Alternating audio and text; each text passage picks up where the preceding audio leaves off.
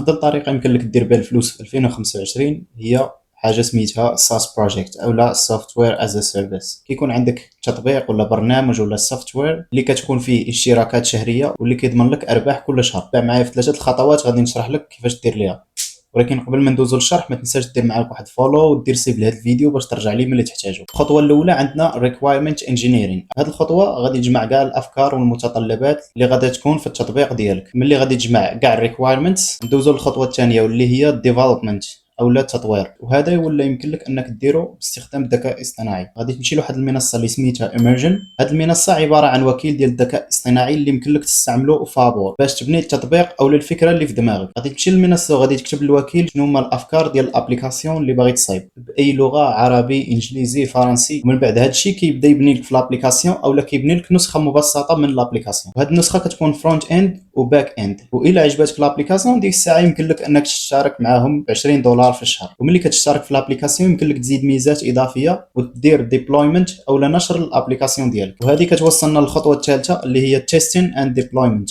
كدير التجربه ونشر التطبيق ديالك. بهذه الطريقه كتكون درتي الابليكاسيون اولا السوفتوير اللي كتحلم به باقل من $20. الا عجبك الفيديو ما تنساش بارطاجي مع صاحبك.